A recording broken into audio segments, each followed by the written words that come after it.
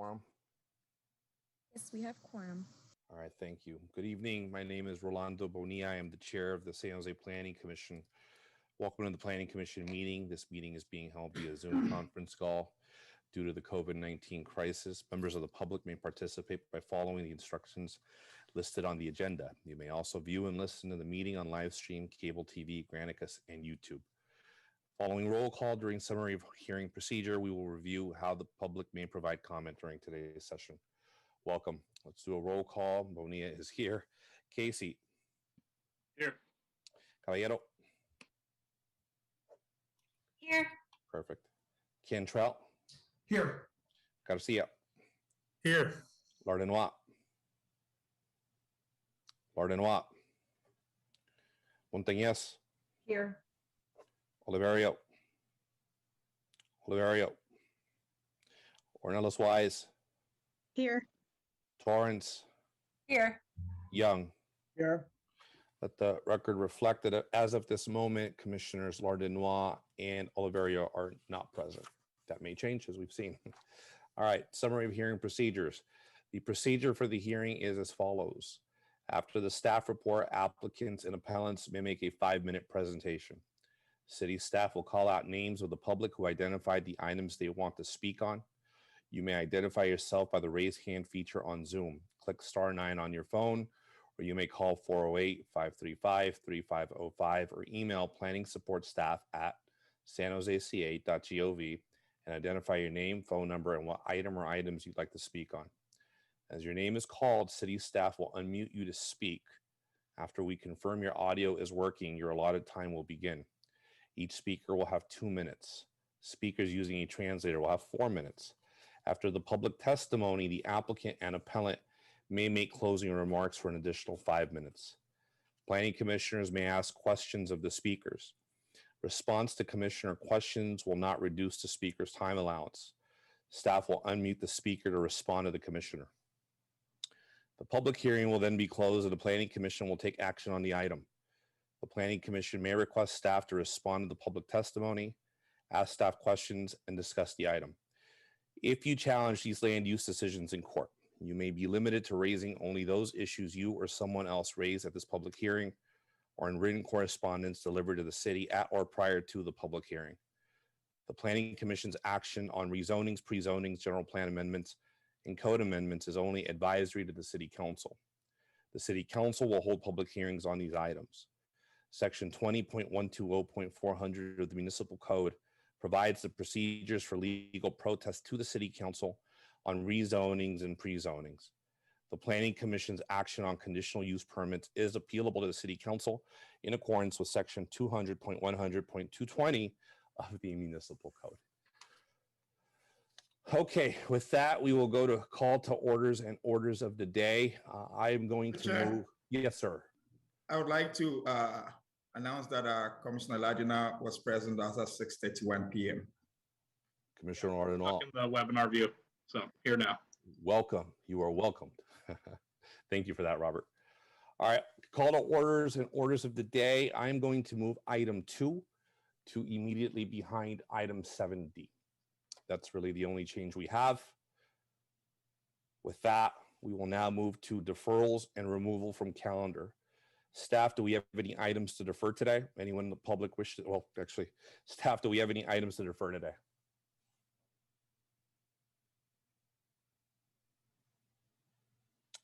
Seeing none, I will now go to the consent calendar. I'm sorry.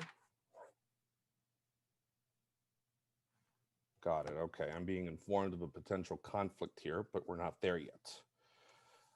All right, item 4, consent calendar. Are there any items we'd like to remove from the consent calendar?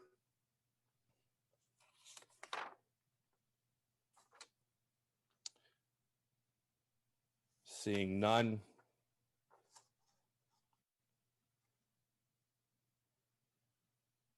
Can I get a motion to approve the consent calendar? So moved. Second. Okay. Bonilla, aye. Casey? Aye. Caballero? Aye. Cantrell? Aye. Garcia? Aye. Lordinois. Aye. Montañez. Aye. Oliverio. Ornelas Wise. Aye. Torrance. Aye. Young. Aye. The item passes with Commissioner Oliverio being the only one absent. It passes unanimously. Okay, item 5. I was going to ask who made the motions. I'm sorry, Oh, Chair. That's okay. I did, Vera, Commissioner Lardenois. Thank you. And who seconded? Casey? Commissioner Casey. Thank you very much, gentlemen. Thank you. And with that, I understand we may have a conflict for item 5A. Is that correct?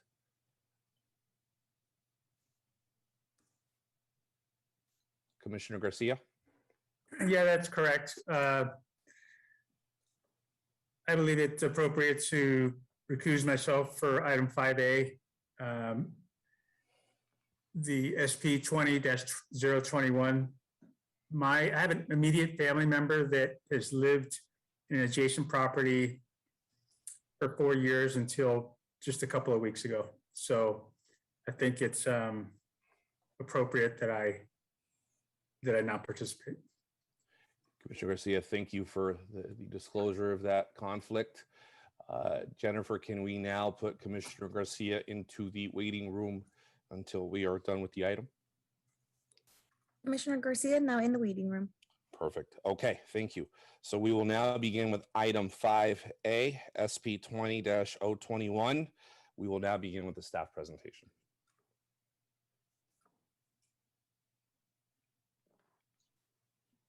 Staff, the floor is yours. Yes.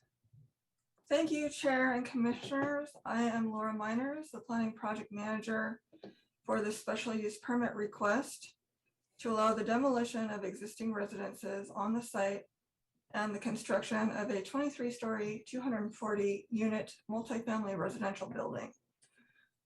I wanted to share my screen, actually, 1 second. For some reason, my Zoom updated and it's same. All right, can everyone see my screen? Yes. Thank you. The project No. includes 5 parking configuration options, including a mechanical lift system and off-site parking within the parking garage at 88 East San Fernando Street. The mechanical lifts and the off-site parking are allowed with a special use permit. The permit was heard and approved by the planning director on July 28th, 2021, and appealed by Steve Cohen, the owner of 470 South 3rd Street, the property adjacent to the rear of the project site, on August 9th, 2021. The hearing before the Planning Commission is a de novo hearing, which means that the Planning Commission considers the permit request anew. At this time, staff would like to clarify that the staff report erroneously states that there's a 13-foot rear setback when there is actually a 6-inch rear setback proposed. The setback is nevertheless consistent with the zoning standards in the downtown zoning district. I'm sorry, Chair, did we do the public comment on items not on the agenda? I think we might have forgotten. We moved that to right after item 7D. Gotcha. Okay. Thanks for that. All right, staff, I apologize. Floor is yours. Okay, thank you. The project site is surrounded by similar uses, including multifamily residential uses and a gas station located to the east across South 4th Street. Single-family and multifamily residential and retail uses to the south of the site, multifamily residences and a youth center to the west of the site, and additional single-family and multifamily residences to the north of the site. Additionally, a newly constructed 19-story building called The Grad is 1 block north at 88 East San Carlos Street.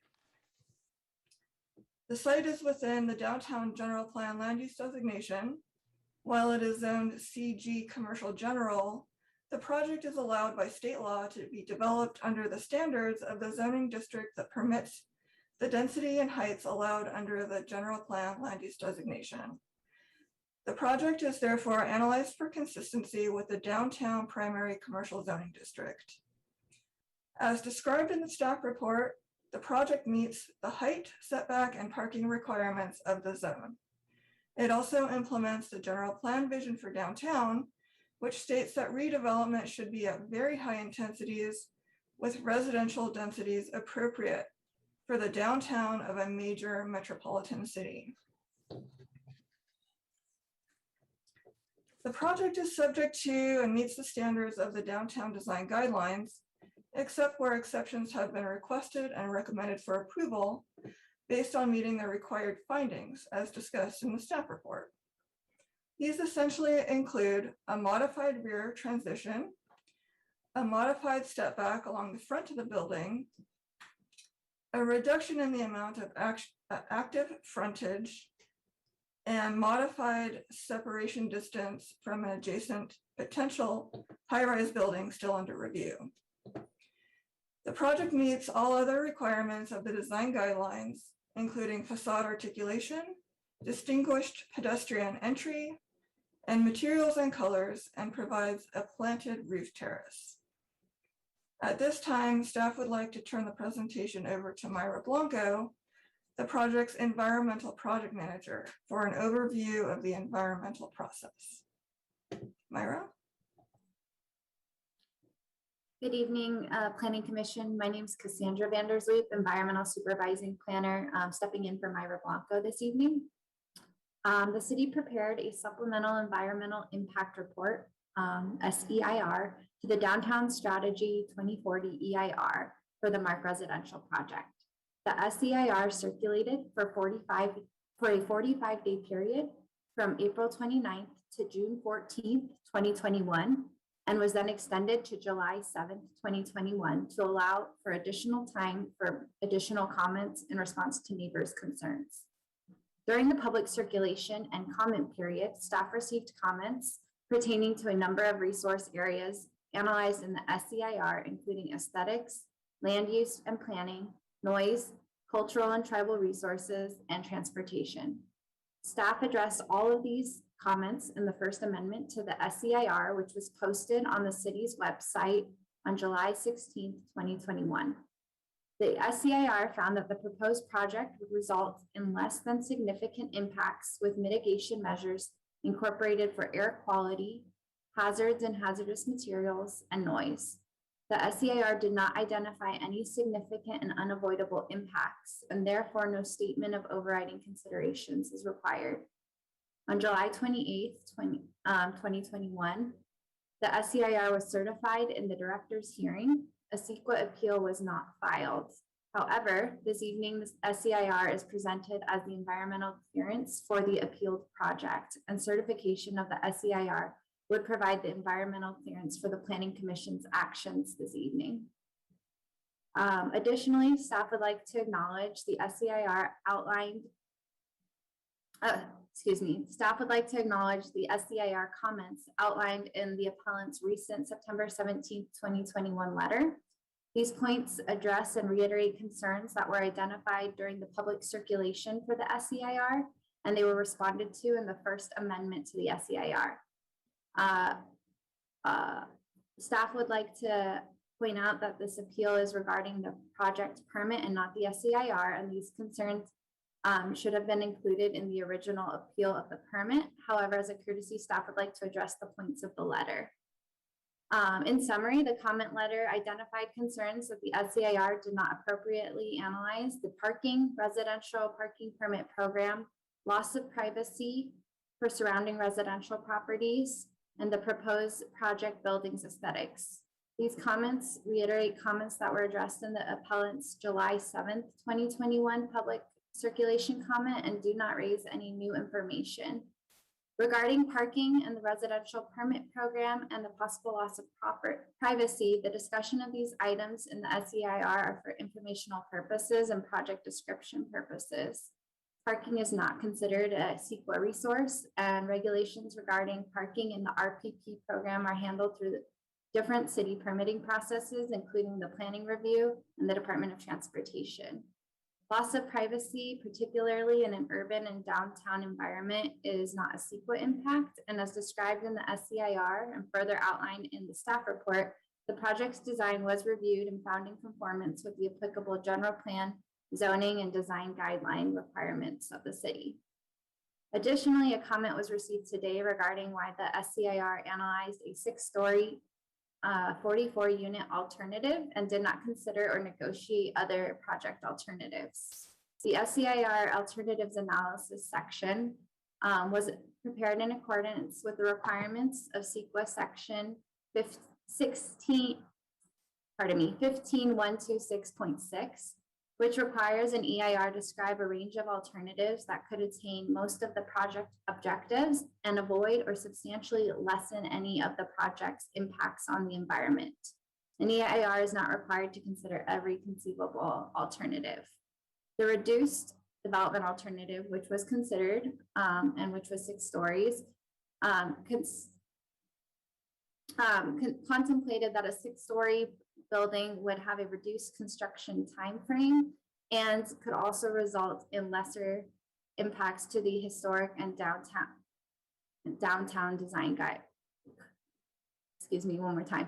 Could result in better conformance with the historic and downtown design guidelines. The SEIR determined that while most of the proposed project would not result in significant and avoidable impacts, the reduced development alternative would be the environmentally superior option, as it would achieve most of the project's objectives and would result in reduced construction impacts. Staff is available for any further questions and would like to return the presentation to Laura. Thanks, Cassandra. I'm going to share my screen again. Okay.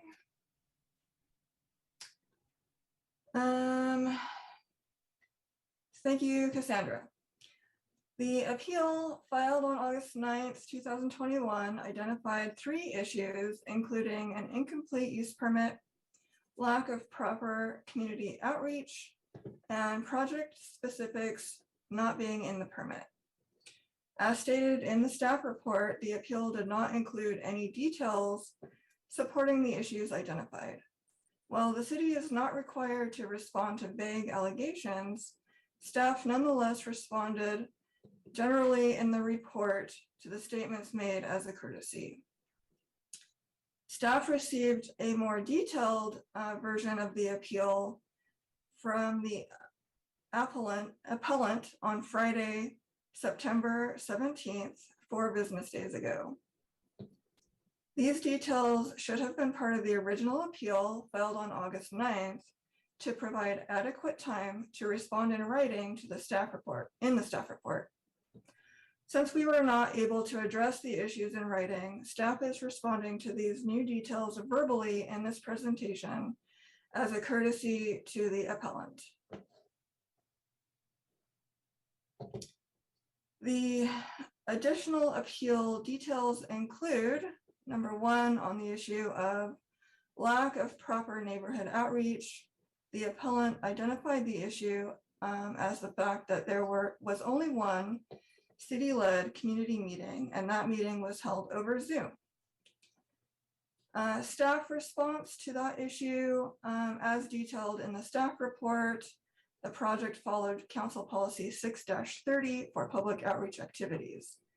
Additionally, on March 17th, 2020, the governor issued Executive Order N-29-20, allowing local agencies to address pandemic conditions by holding online public meetings. Therefore, the city-led community meeting held via Zoom on September 17th, 2020, met the requirements of the council development policy and the state requirements for holding public meetings during pandemic conditions. The applicant, however, also conducted their own outreach, including several meetings with the neighbors, including the appellant. The appellant also stated that he did not receive a paper copy of the plans until August 26th, 2021, although he had requested them several times. Staff response, the appellant requested a set of plans on July 7th, 2021, and was sent a digital plan set on July 8th.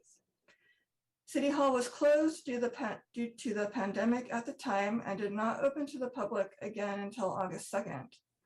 So paper plans could not be provided on the date that they were requested. The city is not required to provide paper copies of plans or project files, but may do so if it's possible. The city may also charge the requester for the reproduction fees. In this case, Myra provided paper copies of portions of the CEQA document and project plans to the appellant on August 26th per his request, free of charge. On the issues of incomplete use permit and project specifics not in permit, the appellant stated that the 2-story concrete wall's exterior finish was not shown on the plans, and that the noise and light coming from the garage into adjacent properties was not properly reviewed and analyzed. Excuse me while I take a sip of water. That's okay. Take your time. Thank you. Staff response includes the garage will not have openings on the sides or the rear. So noise and light from the garage will not be noticeable from adjacent residences. The wall surrounding the project on the sides and the rear is a concrete masonry material as shown on the project plans. Walls and fences proposed on side and rear property lines are not regulated by the downtown design guidelines. The applicant stated during the director's hearing that they would be willing to further coordinate on the design of this wall with the appellant. The next issue, the setback from the appellant's existing carports along the shared rear property line. Staff response, the appellant stated at the director's hearing that the project must provide a 3-foot rear setback to allow maintenance access to the rear of the existing carports on his property. Projects in the downtown zoning district are not required to provide setbacks. And unless there is a fire code issue, this is a matter that is typically negotiated directly between the property owners. It is outside the scope of city regulations. The fire department reviewed the project as part of the planning permit process and completed their review in May 2021. I asked the fire reviewer specifically about this issue, and she said the wall provided by the applicant has a 2-hour fire rating and is sufficient for their fire review.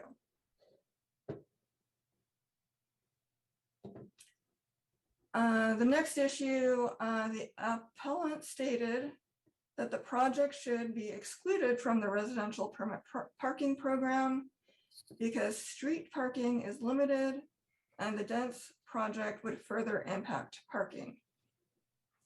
Staff response, this project is in the south of University neighborhoods, also known as Sun, residential permit parking zone. The project meets the city parking requirements, and there are constraints on the city's ability to limit access to the RPP program. Laura Wells, the Assistant Director of the Department of Transportation, is present at this meeting and is able to address any further questions on this.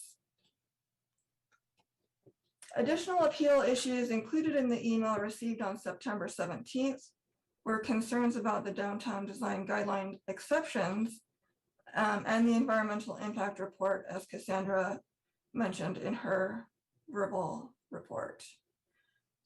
This project is subject to the downtown design guidelines, and the guidelines allow exceptions under limited circumstances.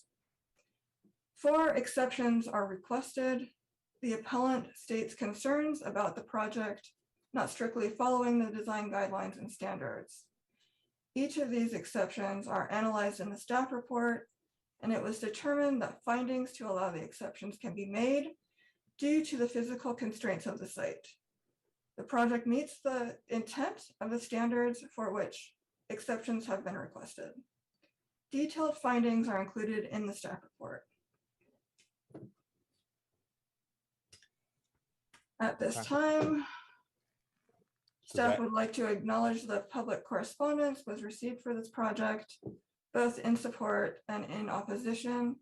Most recently, an email from the Housing Action Coalition was received, which may not have made it into the public comments exhibit, whose email included a petition with 27 signers in support of the project.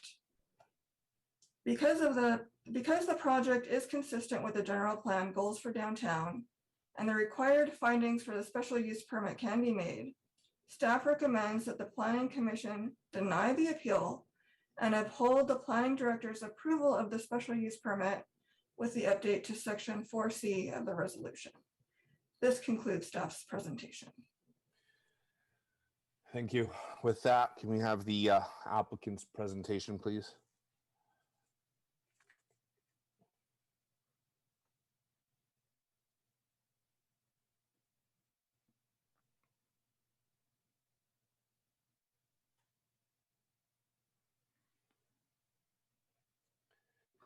Is there technical difficulty? Good there evening. you go. Yeah. We have a presentation. Is that up as well? Yes. Sorry, when it transferred me over to speaker, I went blank for a second. So apologies. Is it time for our presentation? It's time. Thanks, Alex. You bet. Excellent. All right. Just move some screen items around. All right. So thank you. Good evening, Chair Bonilla and honorable commissioners. I'm Paul Ring, partner at Urban Catalyst, and I'm here to present on behalf of the partners. Urban Catalyst is proud of the MARC project. This project is focused on addressing just one segment of the deep regional and San Jose need for housing, particular student housing. We're particularly excited about this student-focused housing project because this particular opportunity to invest and bring vibrant housing for students at 475 South 4th Street. It's been a process which was begun in March of 2020, and we have reshaped the project based on comments we received along the way, balancing the complex, competing design challenges of an infill site to make this project the best it can be. And so this evening, we seek your consideration and upholding of the approval in the project. We're grateful for your time and consideration. And I'll turn the presentation over to Alex Sununu, the development manager for the project, to cover some of the details in the process. And later on, we'll be able to address any specific public comments and questions. Thank you so much. Thank you, Paul. Good evening, everyone. My name is Alex Sununu. I'm going to spend a couple minutes showing you the design before our public comment period. Let's start with where the project is located. Oh, goodness. Hold on a second. I'm sorry. There we go. The project is located right here in the bottom left in orange. It's the MARC. You see San Jose State on the bottom right in blue. See Garage 88 and the grad, which was referred to earlier. 4th Street runs right down the middle between San Jose State and the MARC. We love this location. This building is proximate to San Jose State, of course. It's part of the amenity-rich downtown, and we feel that it's a perfect place for student housing. Let's dive into the building. While this is a typical floor plan, what I want you to look at is the shape of the building itself. If you kind of turn your head to the side, you see what we're calling an H shape, like an H turned on its side. This shape is really intentional. It's intentional both for the residents and for neighbors. For residents, this shape maximizes access to daylight and outside air, stuff that is more important now than ever. For neighbors, this design also allows maximum relief from the neighbors, which allows for more light and more views from both sides.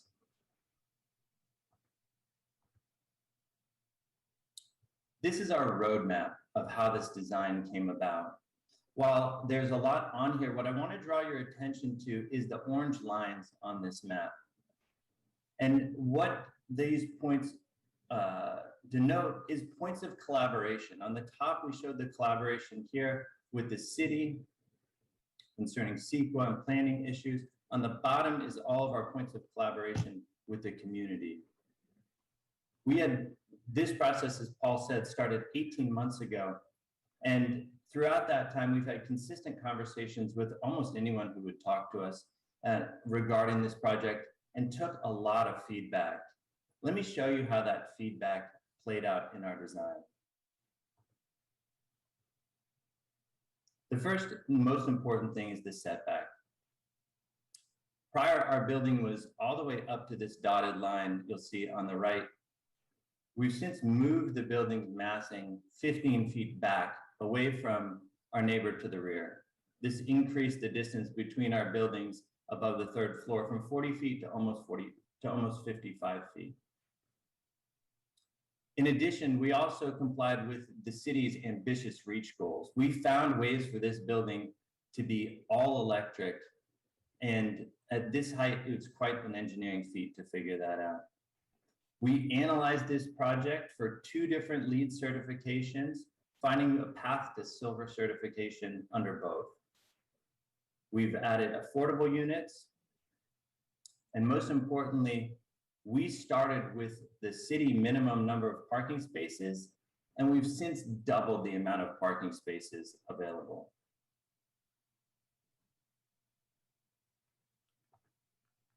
Architecturally, we felt that the pedestrian experience was paramount here. So with the help of the city, collaboration with the Downtown Association, and a number of others, we got feedback that accentuated the lobby area. If you look on the right, providing more light, more windows, more inviting entrance, and de-emphasized the utilities through the use of screening and landscaping. Sorry, the 5 minutes is up. That's perfect timing. Thank you so much. We look forward to hearing public comment next. Perfect. Thank you. Jennifer, before we go to public comment, do we have any sense of how much volume we have as far as public comment? So far, I'm only seeing 3 hands raised at this time. Okay. And we Okay. didn't have any requests beforehand. Oh, that just raised 2, 6, and oh, it's going up. I'm losing count because it's going up per the minute. It's going up fast? We have about 12 right now. Yeah, 12. Okay, so let's limit public comment to 1 minute, and let's start. Okay, Bharat, you are unmuted. Please unmute yourself. Yeah, hi. This is Bharat, and my public comment is not on this topic, but in general. Is this specific to this topic, or is it in general? It has to be specific to this topic. So if not, we can speak at the end of the meeting where we'll have public comment. Thank you. Yeah, my public comment is not on this topic. Thank you. Okay, thank you. Sylvia, I see your hand is raised. Thank you, Chair. This is Sylvia Doe, Planning Division Manager. Chair, I just wanted to make note that the appellant would have the opportunity to speak as well. Thank you. Oh, that's right. The appellant would go up now, right? So let's have the appellant speak, and then we'll have public comment. Okay, Steve Cohen, you are unmuted. Thank you, Sylvia. Thank you, Sylvia. Can you hear me? Yes, we can hear you. Great. Okay, so I have 5 minutes. The first thing I want to do is clarify the fact that there was never any community meetings with this developer except for the one meeting before the SEIR where 4 people attended it. So Laura, I'm sorry, I don't know where you got that information, but we were told there would not be any more community meetings, and we asked for it and they said no because of COVID. All the outreach that we found out that was done by the developer was actually not offered to myself as the property owner, the Cliffords that are property owners that come up to this building, or any of the existing tenants. Nothing. We got absolutely nothing, which is one of the reasons we filed the appeal. To get to the project, This project is low budget and it's too big a footprint for the space. That is why that there's a parking issue, because the project does not have the money to do pile driving to bring the parking below 1 story. They are also using cheap outside cladding because of their budget. We find that the claim that this is a affordable housing project with 15 units are affordable for 750 beds. This is a for-profit dormitory, and that's what it is. Throwing in 15 affordable housing does not change the classification. The rear setback on the concrete wall needs to be addressed. It was also brought up by the director's hearing. I need at least 3 feet. My property is a landmark. I have to access the back wall. My neighbor is also got wood carports. We need to be able to get to that. The aesthetics of the wall were never finalized, and that's a huge concern with us. What we asked for is $60,000 so we can put a mural on the outside wall. The noise and privacy issue is not acceptable. There are on the 2nd story right next to the wall, they have party areas, green areas all around the project, which will be looking into the picture windows for all the properties around this one. And what we're asking for is a 7-foot green wall so we have privacy. The aesthetics of the outside blue building being in blue does not match this historic neighborhood where we have over 20 properties that are either landmarks or structures of merit within a reasonable amount, if not directly adjacent to this project. The off-street parking is half a mile away if you Google it. That is unrealistic to assume that anybody is going to park half a mile away and then, walk to where they've got to go. The speakers for the appellates both said that this is an amenity-rich neighborhood. There is nothing here. I've been here 30 years. I own 4 properties here. The only grocery store is a Vietnamese store on 2nd Street, and that is closing because the property has been bought. So the parking half a mile away is a huge issue for us. The exemptions, because of the physical constraint, goes back to our initial problem with this project. It's too big for the footprint. We have no problem with the 20-story building. We know we're going to get more of those. We're in the downtown core, but the design of this building is wrong. It doesn't fit, and it's detrimental to all the property owners and the tenants that are already here. And if you look at the mitigations on it, they are very, very liberal. And I've never seen anything like that. And I've dealt with a lot of properties in my years here, probably about 50 different projects, if not more. I also do not understand why they're saying that the H shape of the building is a benefit to the neighbors. There's no way it's a benefit for the neighbors. And that totally doesn't make sense to me. Also, the parking entrance on 3rd Street is right next to the apartments, where it should be on the opposite side of the building, away from the apartments, because that's also where they plan on putting their dumpsters. Thank you. Thank you for that. Before we proceed to public comment, I know there's some issues there that require a response from the city. I'd like to call on Robert Manford if the city has anything to state. Yes, Mr. Chair, Sylvia Doe will introduce that information to the Planning Commission, please. Sylvia, the floor is yours. Thank you, Chair, Commissioners. At this time, if I can share my screen just to share additional text that staff would like to add to the permit resolution regarding Ellis Act.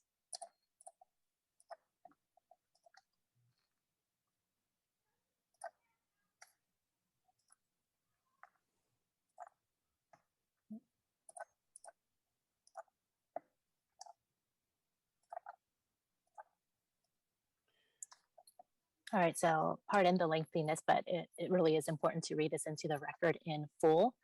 So here it starts. As conditions of approval regarding San Jose's Ellis Act Ordinance, Part 11 of Chapter 17.23 of the San Jose Municipal Code. Property owners who own residential property subject to the Apartment Rent Control Ordinance, Parts 1 through 9 of Chapter 17.23 of the San Jose Municipal Code, must comply with the Ellis Act Ordinance requirements set forth under Part 2 of Chapter 17.23 of the San Jose Municipal Code. Residential property subject to the Apartment Rent Ordinance, Chapters 1 through 9 of Chapter 17.23 of, I'm sorry, I reread that portion. 29 of the San Jose Municipal Code include rent stabilized units, which are rental units in any guest house or any multiple dwelling building for which a certificate of occupancy was issued on or prior to September 7th, 1979, or was offered or available for rent on or before this date. Rent stabilized units are considered covered units under Section 17.23.1120C of the Ellis Act Ordinance. In addition to all other requirements set forth in this Ellis Act Ordinance regarding the rights of tenants of such covered units, additional requirements are set forth under San Jose Municipal Code Section 17.23.1180. Those requirements state the following. A, if a building containing a covered unit is withdrawn from the residential rental market and is returned by an owner to the residential rental market within 5 years, then that unit must be offered and rented or leased at the lawful rent in effect at the time of the notice of intent to withdraw was delivered to the city, plus any annual adjustments authorized by Title 17, Chapter 23 of this code. This section applies regardless of the occupancy status of each covered unit when the building was withdrawn from the residential rental market and regardless of whether a displaced tenant exercises a right to return. B, if a building containing a covered unit is demolished and new units are built on the same property and offered for rent or lease within 5 years of the effective date of withdrawal of the building containing the covered unit, the number of newly constructed rental units greater to equal of subsection I, the number of covered units, or 2, 50% of all newly constructed rental units located on the property where the covered unit was demolished shall be deemed rent stabilized units subject to the Apartment Rental Ordinance, Title 17, Chapter 23 of this code. Any new units made subject to the Apartment Rent Ordinance, which are in excess of the number of demolished covered units, shall remain subject to the annual general increase limit of the monthly rent charged for the previous 12 months for the rent stabilized units multiplied by 5% in the event that Section 17.23.310B is amended to change the annual general increase limit. C, waiver for projects with on-site affordable units. If at least 20 newly constructed rental units are being created, the recontrol requirements under this section will be waived in the event that owner 1, develops 15% of newly constructed units as on-site affordable rental units consistent with the standards and affordability restriction requirements in the Inclusionary Housing Ordinance, Chapter 5.08 of Title 5 of the San Jose Municipal Code and its implementing guidelines, and 2, develops an additional 5% of newly constructed units as on-site affordable rental units restricted at 100% of area median income, but otherwise consistent with the standards in the Inclusionary Housing Ordinance and implementing guidelines. So based on this project description of the 240 units proposed to be built, at least 120 of said units are subject to recontrol provisions set forth under San Jose Municipal Code, Section 17.23.1180B2, which provides that 50% of all newly constructed rental units located on the property where the covered unit was demolished shall be deemed rent stabilized units subject to the Apartment Rent Ordinance, Title 17, Chapter 23 of this code. Any new units made subject to the Apartment Rent Ordinance, which are in excess of the number of demolished covered units, shall remain subject to the annual general increase limit of the monthly rent charged for the previous 12 months for the rent stabilized unit multiplied by 5% in the event that Section 17.23.310B is amended to change the annual general increase limit. Alternatively, the owner's recontrol requirement under section 17.23.310B is waived if in the event that the owner, one, develops 15% of the newly constructed units as on-site affordable rental units consistent with the standards and affordability restriction requirements in the Inclusionary Housing Ordinance, Chapter 5.08 of Title V of the San Jose Municipal Code and its implementing guidelines, and two, develops an additional 5% of the newly constructed units as on-site affordable rental units restricted at 100% of the area median income, but otherwise consistent with the standards in the Inclusionary Housing Ordinance and implementing guidelines. So therefore, staff would recommend this amended or added permit condition to be included as part of any action should the Planning Commission move forward in denying the appeal and upholding the special use permit. Thank you. Thank you. In the meantime, what I will do is I am going to begin public comment. And Jennifer, if you recall, we're doing public comment at 1 minute. And I'm sorry, Laura, you have your hand up? Yeah, thank you. I just wanted to address really quick, I don't know if this is the time to do this, but I just wanted to address some of the issues that Steve brought up, Mr. Cohen, the appellant, during his time. First thing, the community meeting. Steve claims that there were only 4 people at the community meeting. We have a Zoom spreadsheet with attendees, including 32 members of the public and 1 call-in on September 17th, 2020 for the community meeting. And we have that list available. Also, he said that the project was considered affordable housing, and I just wanted to reiterate that this project was analyzed as multifamily housing and not affordable housing or student housing, which would have dramatically changed the review process. Thank you. Thank you. And what I will also do is I'm going to call on Vivian Nguyen to give us a more granular explanation of the language that Sylvia just read. So Vivian, the floor is yours. Great, thank you, commissioners, and also everyone a member of the public. My name is Vivian, and I'm the senior analyst for the Rent Stabilization Program with the Housing Department. And so this project, we've been working with the developers, and essentially there are 2 apartments as part of the 3 building that are going to be demolished. And as a result, any rent stabilized or rent controlled apartment, meaning that these are apartments built before 1979, anytime these types of apartments are demolished, there is what is our local Ellis Act ordinance. And what that means on a more granular level is that there are 2 types of, say, like recontrol of what happens to new units that are built on parcels containing formerly demolished rent-controlled apartments. So in this case, there are 2 aspects. The first part is recontrol. Recontrol just simply means that any rent increases would be subject to 5% rent increases every 12 months, which is consistent to our current apartment rent ordinance. Now, the recontrol provisions can be broken down to 2 levels, and it's the greater of. So 1, it's either the number of units that are demolished that are protected, in this case 15, or it would be half of the number that is going to be built. So in this case, it's 240.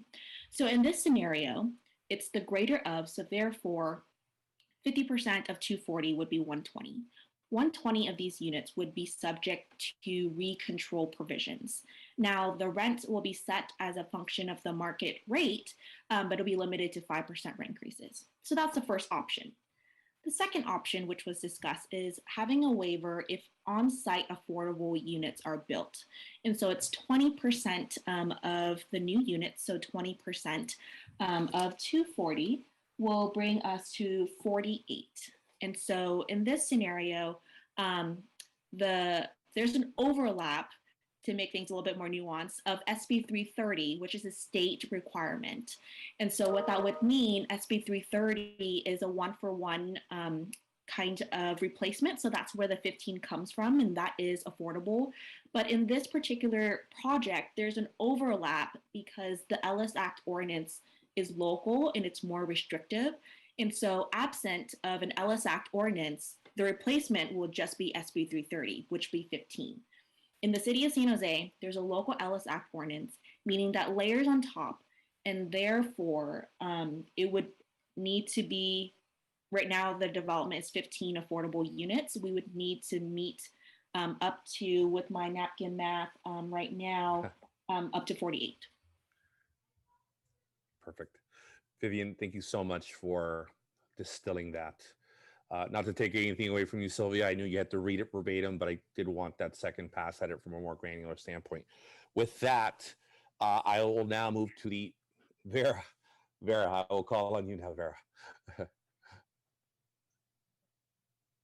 I also, I maybe have misheard this, but after Sylvia read into the record what the new condition would be for the Ellis Act compliance, I also want to suggest that if there is a motion by the commission to approve this project, that it also include a statement that staff will review the resolution that you're passing to make certain that there are no inconsistencies with that new language in the resolution. We haven't picked through it tonight, and this is a recent change, and so I do note that there may be some sections that need to be revised minorly because of this. Okay. Thank you for that, Vera. We'll be leaning on you as the night progresses on that point.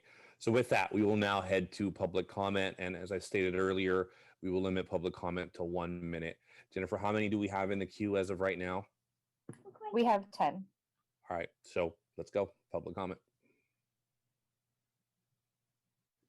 Okay, Prashant, you are unmuted. Please unmute yourself.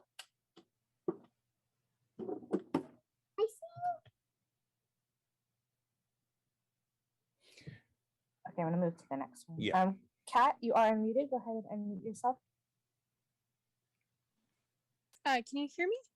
Yes, we can hear you.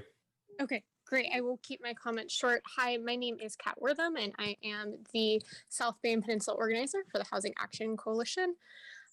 We are in support of this project and would urge you to support it as well. I think we all know we're in the middle of a dire housing shortage here in San Jose and in the surrounding area. So it's really important that we build more housing at all levels of affordability, and that includes market rate housing. We also feel like it's really important not to delay this project any further. I do think the parking program is pretty innovative and will be utilized, and I feel unfortunate that the applicant thinks that there are no amenities in the area as the SOFA district is close by, and building more homes near the SOFA district will support those businesses, which I know are struggling through COVID. So thank you for the consideration of my comments. Thank you. Next speaker. Anthony, you are unmuted. Go ahead and unmute yourself. Okay, hello. This is Anthony Nispel. I hope you can hear me. No amenities. Yeah, there's no grocery stores anywhere close. I think Trader Joe's is about as close as you can get right now for groceries. But let me. I hope it's not in vain to make a criticism. Steve brought up is that there's the parking entrance is just next to the corner of Williams. This is where I live. If there's going to be, say on Monday, 10 Dipsy dumpsters placed there, that's an awful menace. You have street people rifle through those and so forth. You got the dump trucks coming in. I wish they would put those to the north of the building. Maybe it's too late now to make that amendment, but that's important. Also, the working hours, 7 a.m. to 7 p.m. This is a residential area. We got professors giving classes from our apartment, and we got students here. San Jose State's building, they're quitting at 5:30 at the science building here that they're constructing. Thank you. Next speaker, please.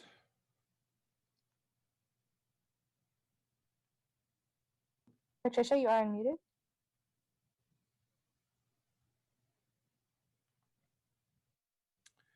Patricia, the floor is yours.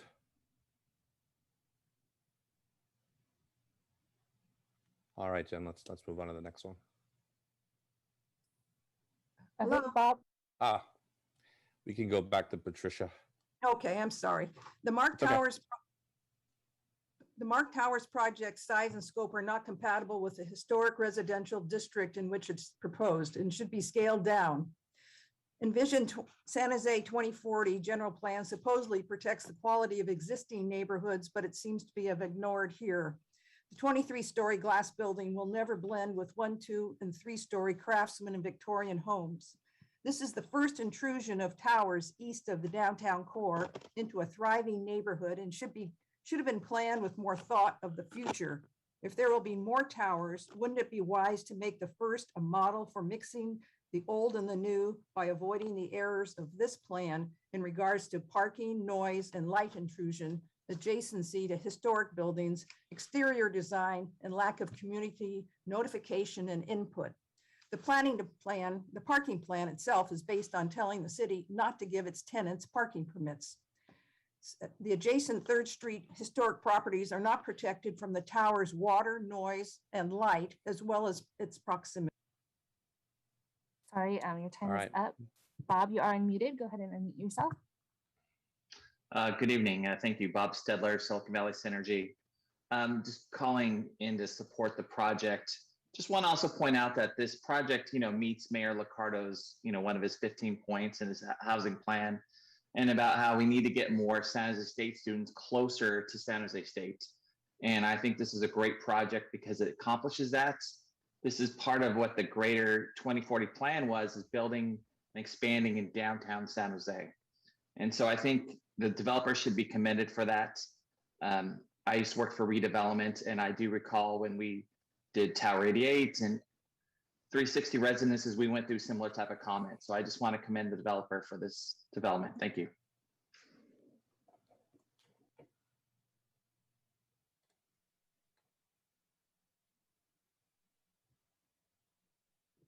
Next speaker. Prashant, you are unmuted. Next speaker. Prashant, you are unmuted. Please unmute yourself.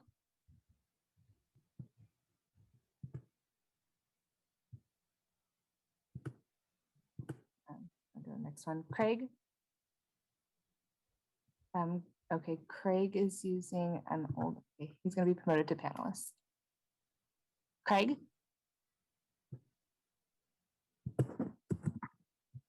Yeah, yeah, I have an issue with the potential parking issue, in that I live in the city. I mean, I live in the neighborhood that this is being built in. The idea that the people there won't have cars because of public transportation, I think is kind of a falsehood. I don't think there is the infrastructure. I noticed the first slide of the developers had Caltrans and BART listed, and neither one of those are anywhere near that thing. Also, they mentioned that it would be student housing, and then one of the city people said that this is not student housing. So I'm concerned with that. Also, the fact that everything about the building meets city guidelines, I feel like the guidelines were developed specifically for this building and others like it. So that the fact that the building meets those guidelines is kind of silly. Also, I think 1 minute per person based on how much time the other people had is kind of bad. Thank you. Next is Brian. Brian, please unmute yourself. Good evening. Thank you, Chair and Commissioners, for the opportunity. My name is Brian Bates. I am a downtown resident, live a few blocks from this location. I am calling in to offer support. I've lived downtown a long time and appreciate the innovative parking solution that has been brought forward here, increased spaces on site, and there are already a good number of us living downtown who park off-site and walk to our vehicle. And yes, it is occasionally inconvenient, and you hope the loading zone closer is available, but 99% of the time it works just fine. And I think tenants in this building will adapt to that and be good neighbors.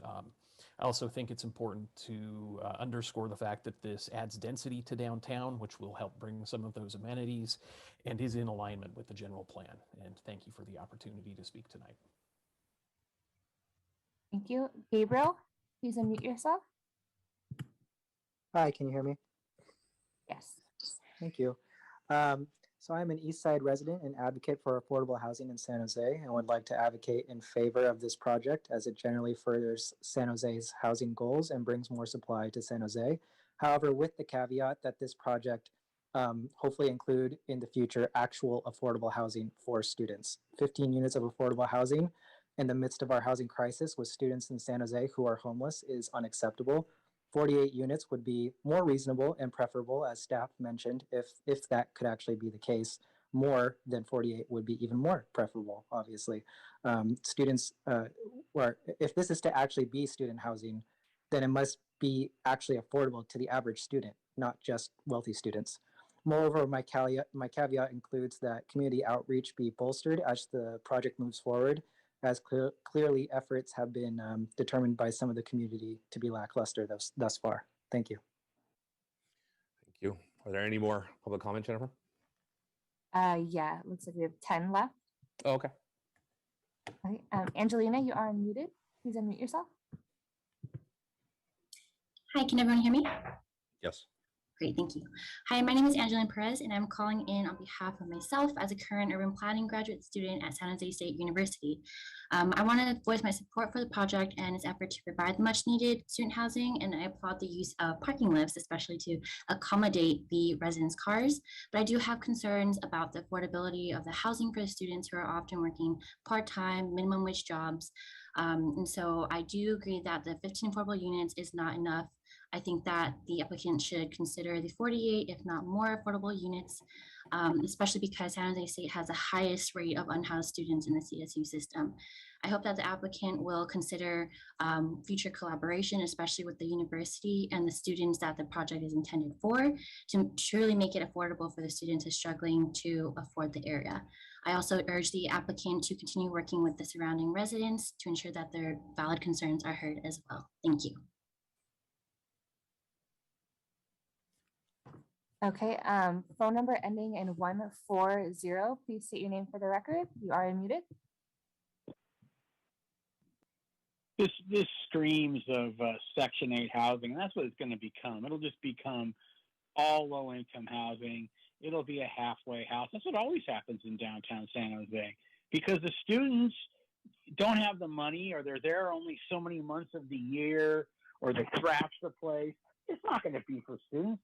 There's going to be no parking there, well, because that's the new trend. I mean, Sam Licata likes this project because it probably has some cool bike racks next to a bike lane, but it's not going to work. This is going to be Section 8.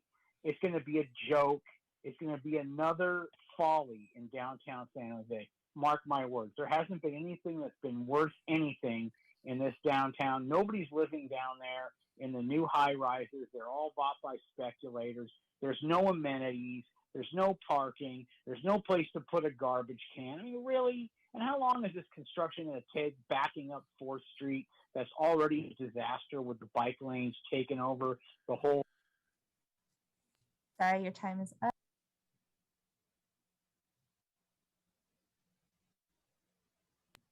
Janique, you are unmuted. Yes, hello, my name is Janica Clem, and I am a lifelong San Jose resident and a San Jose State grad, and somebody who used to work on campus. And I'm thrilled to see that more housing focused for students is going to be coming to downtown so close to campus. I applaud the developer for the innovative parking that they're doing. I know that some buildings are already doing that, and again, it can and does work. As far as amenities go, and speaking to downtown business owners, small business owners, they are thrilled to know that there are going to be more residents living in the downtown area to help bolster those amenities that everybody is looking for. So again, I wholeheartedly support this as a San Jose resident. Thank you so much for your time. Steve, you are unmuted. Go ahead and unmute yourself. Thank you. My name is Steve Borkenhagen, and I've lived and worked downtown for about 50 years, my entire adult life. And I've been trying to help build a real, vital urban center in our city. Going back to the 70s, it was not a mature urban center. And the missing link has really always been residential density. This is a huge investment by a thoughtful developer. I fully support this project, and I hope you all do also. Really the lifeblood of downtowns and of small businesses is residential density. And so this is a wonderful opportunity. So please let these developers spend their own money to build something really important for our city. Thank you. Thank you. Thomas, you are unmuted. Please unmute yourself. I'm sorry, I want to speak on the other topic. I thought I had lowered my hand. Sorry about that. Okay, thank you.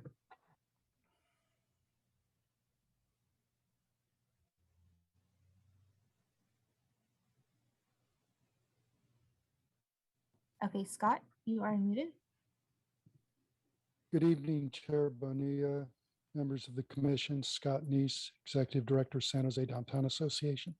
We first saw this project more than a year ago, and our design committee, I would say, wrote a somewhat critical letter of it. There were many improvements that we sought in the project.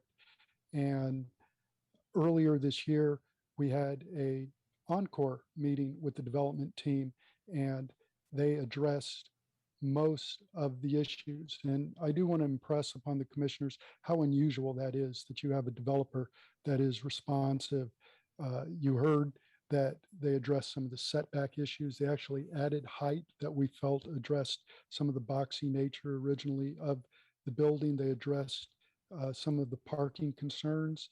We didn't get everything. We still have the transformers on the first floor facing 4th Street, but this has been a responsive project. It meets our goals. Please approve it. Okay, Charles, you are unmuted.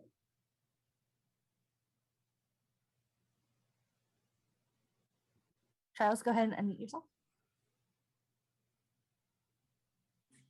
Hi, actually, my name is Karen Clifford. Charles is actually here with me as well. We were hoping we both could have a chance to speak. I wanted to tell the City Council, thank you for taking the time to listen to our concerns. We own the property right next to where this development is happening, and we are for development, but I do have some serious concerns about this project. Looking just today for the first time, being able to see the photos that they provided where they have the setback so close to the actual 4th Street itself, literally you cannot see one of our buildings. It totally hides one of the units. With that also being said, that particular side or that building that's being hidden from those photos is also where they are wanting to put where the cars come in and the garbage cans and everything come in. So that means that our tenants would have to hear those cars entering and coming and going and smell their garbage. So that's a real concern. And this is something that has literally just come to my attention by looking at this photo that was presented today. We've had lack of outreach, I'm sorry, from sorry, your minute is up. I don't know if you want to put Charles on or You're good? Well, it was stated. Yeah, he said it was stated.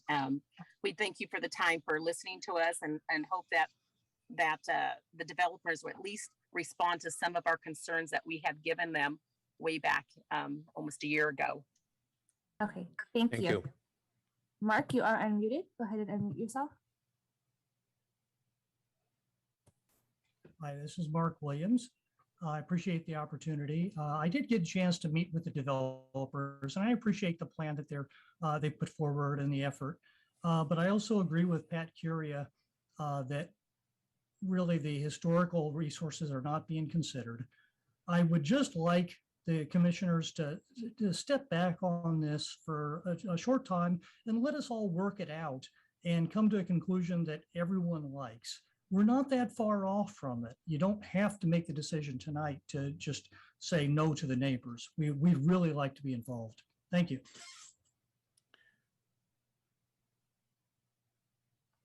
Next speaker.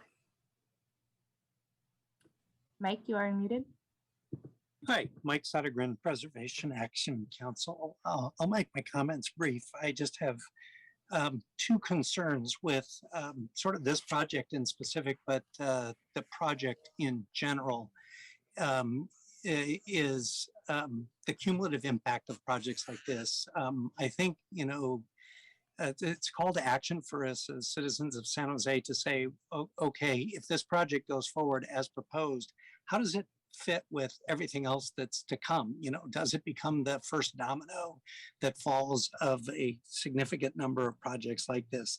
The other thing I would just make as a general comment about CEQA is, you know, once project objectives are stated, you know, that in less than half an acre, you're going to put a 23-story building with 240 dwelling units, that really, really limits the ability to have an objective and reasonable discussion of alternatives. Thank you.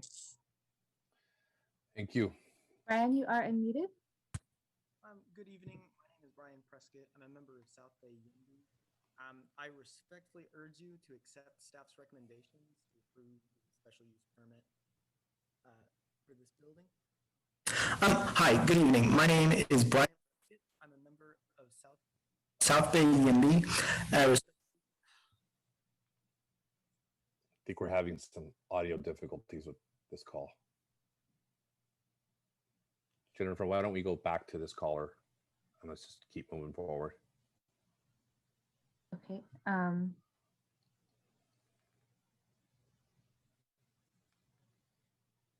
Okay, neighbor SJ Sun, you are unmuted if you could state your name for the record. I think my internet is going in and out, but my name is Mike Schmidt, and I live in the South University neighborhood. And I'd just like to encourage Mark Williams' comments, similar to Steve Cohen's, and also Craig's comments, because we only have 1 minute. I'd like to try to encourage you to mitigate some of the negative consequences on the neighborhood. For example, the parking that we have in our neighborhood is defined. We can't change it. And I know that the city wants to discourage cars. Please discourage them in this development by carving them out of our neighborhood residential parking permit zone. You know, walking half a mile to a parking spot, which might happen in this case, is a long way for some people. And thank you very much. Thank you. Okay, number ending in 907. You are unmuted. Hi, my name is Brian Prescott. Sorry about the technical difficulties earlier. I'm a member of South Bay YIMBY, and I would respectfully urge you to accept staff's recommendations to approve this project. So this project is going to put 240 units of housing right in downtown. This is the neighborhood that I live in at about 3rd and San Fernando. I'm thrilled to see this go up. I think the renderings are very beautiful, and it's the kind of building that I'd like to walk by in the future. You know, there are some thoughts about the parking. I actually live completely without a car in downtown San Jose, and it's a great place to do it. I have multiple grocery stores I can walk to. Today I went to go get a haircut, and there are about 4 barbershops that I could walk to from where I live. In the future, it's just going to get better with VTA restoring their service and the BART station that's coming in. This is going to be a great place to have, you know, developments that are kind of creative on transportation like that. Sorry, your time is up. That concludes our speakers. Okay, we will now give the floor to the applicant to respond to public comment.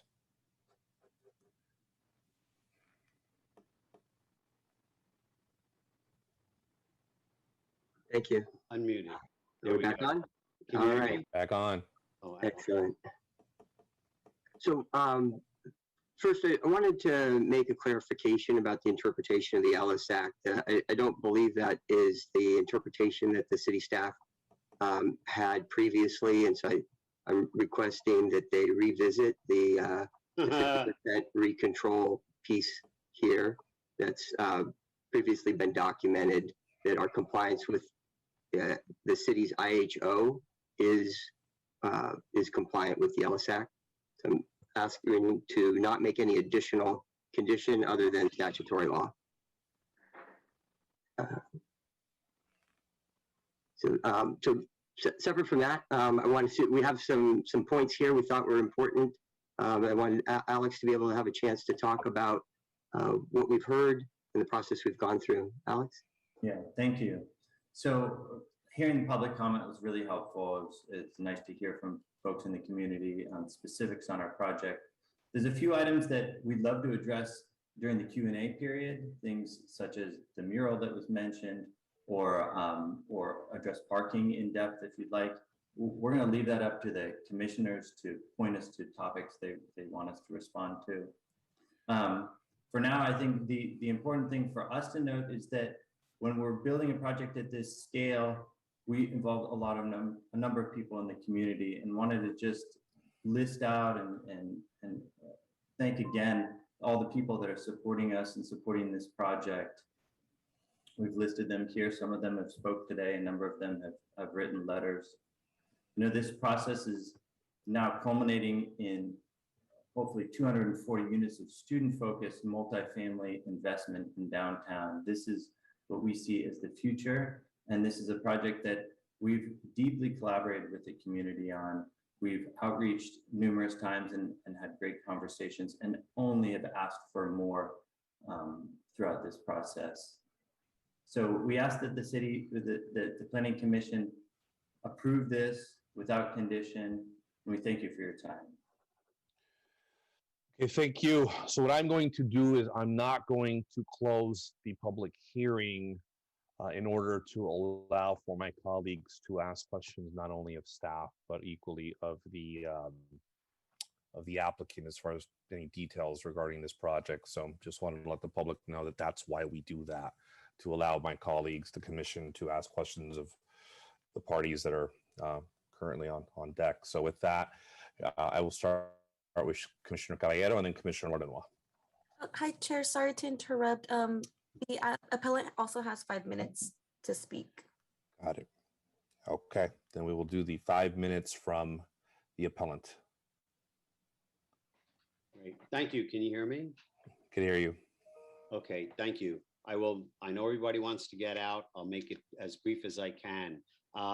The applicant just said he did extensive community outreach and put up a list of all the people he reached out to. It sure as hell wasn't anybody who owns property around here. None of our names were on it. The South University Neighborhood Group was not on it. The community was not on it. That's our whole point. We have issues with this project. We're not trying to stop it. We're trying to fix it. And if they did the proper outreach, then all these issues would have been brought up and vetted before it even went to an SEIR. So I think that the fact that they're deeming themselves as these great community outreach and connections is absolutely incorrect. I put a lot of time into this because there was no outreach, and I actually find it insulting. We sent you information for each of the commissioners on what we're looking to try to correct with this project. Again, we're not trying to stop it. We're trying to fix it so it fits with the neighborhood. And that's what we're looking for.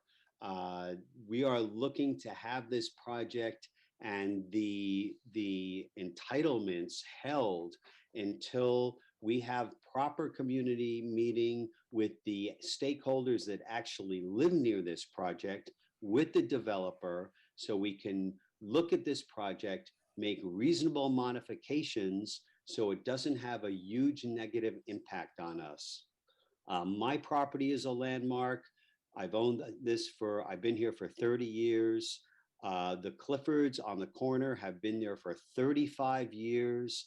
We're all dedicated to the neighborhood. We spent a lot of money. We spent our lives here. And right now we feel like this is being shoved down our throats with no opportunity to get it corrected. And that's what we're looking for, not to stop it, but to correct it.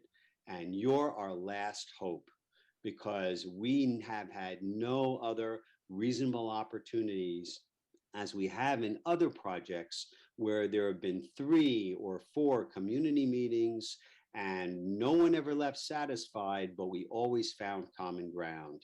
And that's what we're looking for, that opportunity, which we feel would make this a better project, and everybody can walk away No one's going to be happy, but at least it won't have the amount of negative impacts that it has on us now. Thank you. Thank you. With that, I will now go to Commissioner Caballero. Thank you, Chair Bonilla. I just have a couple of quick questions, well, hopefully quick questions, and then just one comment. So my first question has to do with that issue around public outreach. And am I correct in understanding that the only public meeting was the meeting that was held by the city? And I know that there's no requirement to have additional public meetings, but a lot of developers do. We've seen that over the course of, well, I have over the course of the last 2 years that I've been on the commission. So I just want to be clear on the number of community meetings. And I know that the city does extensive outreach. I think in this case, they said, it usually several hundred, if not thousands of mailings to folks for those community meetings. So I just want to better understand the public outreach aspect. Is that a question for the planner or for us? Well, I think probably for you of any sort of, and by public meeting, I do obviously Zoom or, virtual meetings. Yep. Yeah, so I wanted to detail, thank you for the question. I wanted to detail our outreach and if you can see the slide that I just put up here, I sort of grouped it by community outreach here. These are the public hearings that Laura referred to in her opening.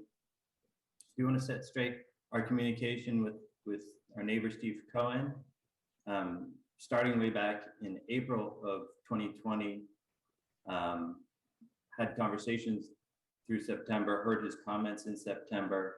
At an in-person meeting with Steve in January, with Chuck and Karen, who also spoke tonight, Steve very clearly said to us, he did not want to talk about the project. He said he would wait for the circulation period, for the EIR circulation period, and make his voice heard then. And Alex, I'm actually not talking about individual correspondence. I'm really talking about opportunities that were publicized to have a group conversation where you all presented. And so I am seeing a 720 meeting where it looks like you attended a neighborhood meeting. It looks like but the vast majority of this, at least to me, looks like individual communication. Is that a fair comment? That's a fair comment. We outreached quite a bit to the Sun neighborhood residents, people active in the neighborhood group to have conversations. We were able to drum up one with Mark, who spoke tonight, but others went unanswered. Okay. I'd also like to highlight the Historic Landmarks Commission meeting. That was a publicly noticed meeting. We knew that historic adjacencies were one of the major items of contention in the area. That was our first indicator of the public interest, and it was well attended. It did have significant dialogue about the project. We expected that meeting was representative of the historic constituents in the area. But then at least based on this information, and again, I understand it's not a requirement, it's just something that we often see. There was no meeting that you all convened for the purpose of describing to the general community the project. I guess, so correct. We did later on when there was towards the time of the hearing, there was these comments were coming up that people hadn't voiced their comments. We reached out to do that, and were not welcomed to do that. Okay, thank you so much for that clarification. So my second question has to do with the Ellis Act and the comments that Vivian made earlier. So is staff saying that instead of 15 affordable housing units that now you're requiring 48? I'm just confused on this point of the 15 versus the 48. Thank you for the question, Commissioner. And so as part of our Ellis Act ordinance requirements, there are two legislations here that are at play. It's SB 330, which requires a 1-for-1, which makes it 15. And there's another overlap of Ellis, which includes REIT control, but also what has been mentioned is similar to our on-site affordable, which in summary is 20% on-site affordable. So that's our analysis that rather than 15, it would need to be the greater of, in this case, 20% on-site affordable. And does the and this may be a question for Vera, does the commission need to put that condition on or recommend that condition now as part of this process? And is that what staff is recommending? Or are you just saying that like the city would prefer 48, but 15 technically meets the requirement?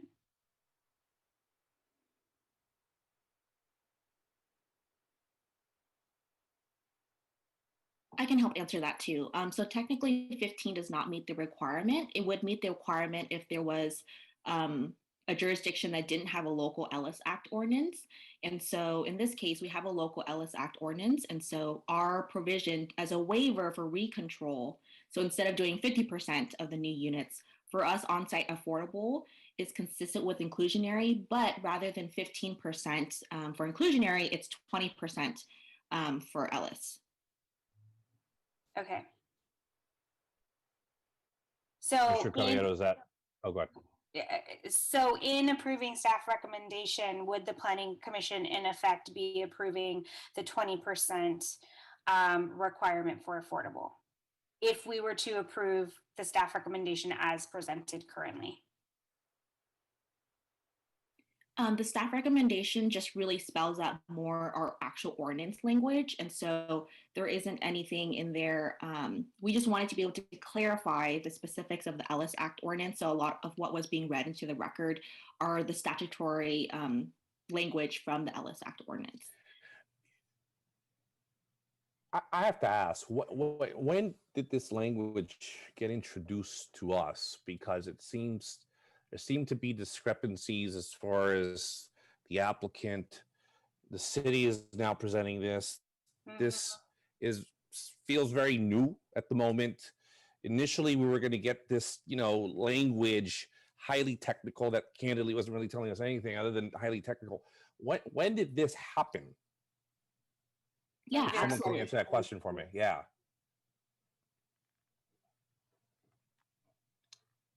So, Chair, I believe this was in response to a question that Commissioner Ladino asked earlier on today. Oh, via communication from Commissioner Ladino? Yeah, and I think Vera wants I can speak to that if that's helpful. No, I'd rather hear right now from Vera. You have the question at the moment. I want the answer. Well, actually, I got a phone call during dinner about this, and so that's why I am not really prepared to tell you a whole lot about the history of this, because I don't represent the housing department. I have not been speaking to the applicant about this, and I have not spoken to staff about this, and so all I care about is that the language that is being asked to introduce really spells out what the city law and state law require of this project to provide, as well as the options in accordance with the Ellis Act, the Ellis Act ordinance, the local ordinance, the inclusionary housing ordinance, SB 330, and whatever, and meshes them together. So, pardon me, it is an accurate statement of the law that applies to this. And it was, pardon me, it was presented by housing and their attorney. And so, and they are the experts on this. Now, having said that, there are also other sections of the resolution that, for example, refer to a 15-unit affordable requirement, which does not appear to be accurate. And that's why previously I asked that if, pardon me, something that previously why I asked that if the commission is inclined to or determines that it will approve this permit resolution, that it authorize staff or direct staff at the same time to reconcile other sections of the resolution to For example, remove the 15-unit requirement and make certain that the Ellis Act is specified where it needs to be. My understanding of the law is inclusion, as Vivian explained it, is that inclusionary housing requires a certain percentage. They also have an alternative of a fee. Ellis Act, I don't believe does, and it has a higher percentage that's required. So by complying with the Ellis Act, you will also be complying with SB 330. You'll be complying with inclusionary housing ordinance. That's my understanding of it. And Vivian, if you have anything more to add to that, I would appreciate it because I'm a latecomer to this. Yes, of course. I'll be happy to. Our housing department sent out a memo to the developers and who we worked closely with as well on December 3rd of 2020. And we've been in close communication when we were considering bringing back the Ellis Act revisions back in March of 2020, which didn't happen because of COVID. And so that item was further delayed.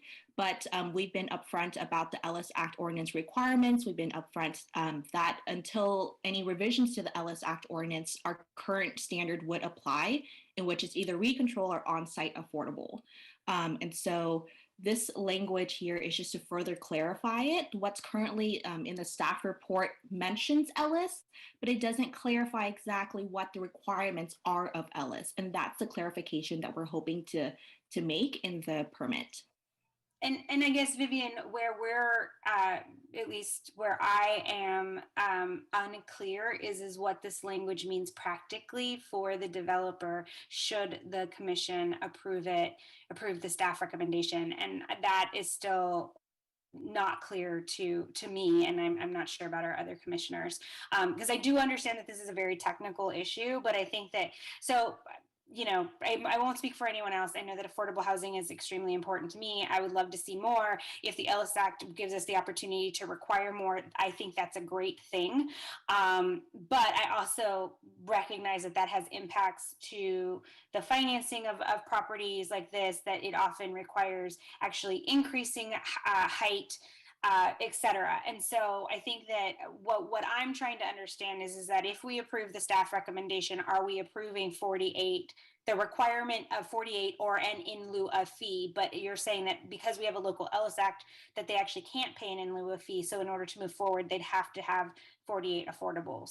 And obviously the developer has called into question this, and so it just makes me wonder if we do actually need to take a pause so that you all can get on the same page to figure this out. And I still actually have a couple more questions, but I'm going to stop there for now. No, and actually, you bring up a good point. And I know we have commissioners in the queue. If there was ever a time for us to think about that, it's definitely now. In my mind, I know we've got commissioners in the queue here, but in my mind, we've got, you know, with all respectfully, Vera, acknowledging that she's not the attorney of record for this. We're trying to get an understanding of something that's pretty heavy. We've got the developer disagreeing with the city's position. We ourselves are trying to, I just don't feel comfortable saying yes or no to something of this magnitude when it is clear that there's a level of confusion right now. I just don't think that's the right look. And I definitely don't think it's the right practice. So I know we've got folks lined up, but I am willing to entertain a motion for a deferral for 2 weeks from now. We don't have to do public comment all over again. We can go straight to this, but we need to understand what's happening here. There seems to be a lot of inconsistency, and this is too important for us to get it wrong. And Chair Bonilla, the motion would be to actually continue the meeting to a date certain. And so, you know, if it's the next planning commission meeting, a couple of planning commission meetings away, it could be accomplished either way. And just ask staff. Also, my suggestion would be that in that time, they revise the resolution according to what the recommendation is. So, Commissioner Caballero. I move that we actually continue the meeting, not to 2 weeks, but to 4, to allow staff and the developer to, staff to redo the resolution, the developer and staff to meet together to talk about the number of, what this actually means for the number of affordable housing units. And the reason I say 4 weeks, not 2, is because I also think that if the requirement is 48, that's going to put some, that's going to require some probably changes to this that the developer needs to consider. So that is my motion. I'll leave it there. Absolutely. Is Commissioner Cantrell? Second that motion. I think there's some other issues. One, the community's involvement in whatever is the actual plan. I think we need to continue that, certainly, because that's their community. And two, I think there needs to be some other clarity as well in terms of what the definition is of student-focused housing. What does that mean? Are these units with kitchens? Are these units restricted somehow to students only? What does that mean? I think it should be clear if this is a student housing project or not. Perfect. So before you do that, because we do have a motion from Commissioner Caballero and we have a second from Commissioner Torrance, I just want to go ahead and call for an up and down roll call vote. The motion. Chair, Yes. can we confirm? Can we have Jennifer confirm what the meeting date is 4 weeks away from now? Let's do that then. Let's first confirm the meeting date 4 weeks from now, and then I will call for the vote. So I just want to state 3 weeks from now is October 13th Planning Commission meeting, and then 5 weeks from now is October 27th Planning Commission meeting. I will defer to Commissioner Caballero as far as her preference. 3 weeks is fine, to the October, to date certain October 13th. But Caballero, you might want to remember we have a study session on the 13th, so we're going to be starting at 5 o'clock, and We'll it's going to be a cancel- long night. The I don't- 27th. I don't mind. I don't mind canceling the study session. We can reschedule that. Oh, okay. If that's the case, I'm down. We'll reschedule the staff. We will go ahead and reschedule the study session of that date. Okay, so Commissioner Torrance, I amend my motion to date certain October 13th. Do you still second? I second. Okay, so with that, this is a motion to continue this meeting to October 27th to allow all of the parties to have conversations. So One point of clarity, does that include community response? Define that for me, Commissioner Cantrell, because right now what we are asking for, what this motion is speaking to, is the clarification of this Ellis Act issue. Yeah, and that's the plan itself. Yeah. That's exactly what this is. We're voting at that point on the plan, what that is. So we're not, at this point, the community isn't responding to the plan. It's not clear. I think they need the opportunity to come back when the plan is actually clear. That's my. All right. With that, we will now call for the vote. So with that, Chair, you said October 27th, if I'm not mistaken. We did. Correct. No. October 13th. Oh, my apologies. October 13th. Thank you for that. Can I make a request? Yes, please go ahead. So I do think that the Ellis Act, IHO, and SB 330 all needs to be untangled. But I want to ask that during this meeting, today's meeting, that the appeal is denied and that the project is approved, and then what those conditions are, how they map together, is decided at a later date. Appreciate that. So thank you for that. We're now going to call for the vote. So with that, Commissioner Bonilla, yes. Commissioner Casey. Yes. Commissioner Caballero. Yes. Commissioner Cantrell. Nay. Commissioner Lardenois. Yes. Commissioner Montañez. Yes. Oliverio is absent. Ornelas Wise. No, I'm here. I'm here. Oh. I've been here the whole time. No. Ornelas Wise. Yes. Torrance. Yes. Young. Yes. There it is. The motion passes. The item is now to be heard October 13th. So just for clarification, Chair Bonilla, so when you say the item is to be heard on October 13th, there will be public comment, correct? We will not have public comment. So then I'd like public to comment make- happens tonight. Okay, so I'd like to make a motion that, It's Commissioner Montañez, respectfully, the motion has already been approved. So this is now behind us.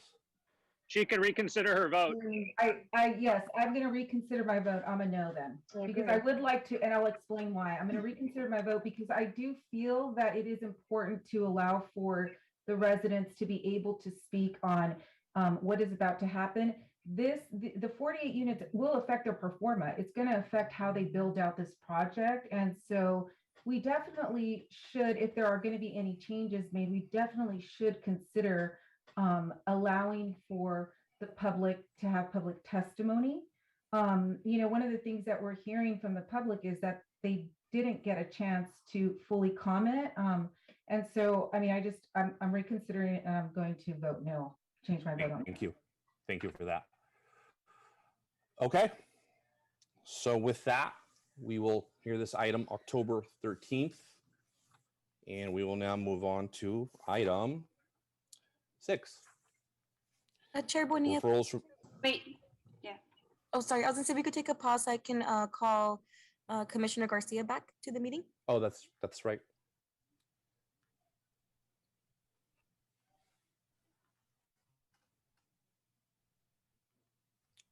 And I'm sorry, I'm dealing with a little kid issue. Life in Zoom.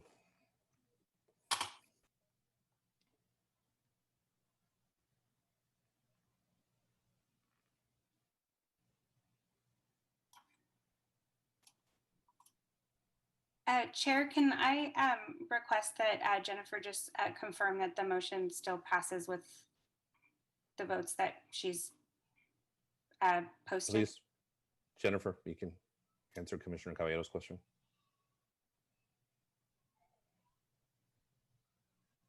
He's probably on the phone with Commissioner Garcia. Yeah. Oh, good point. I think so too.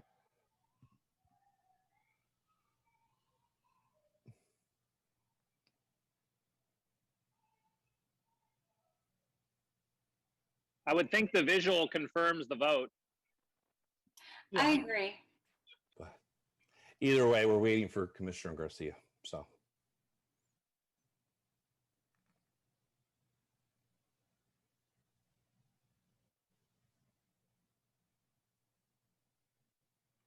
I can confirm that it passes with 7 yeas, 3 nays, and 1 abstain. Mm-hmm.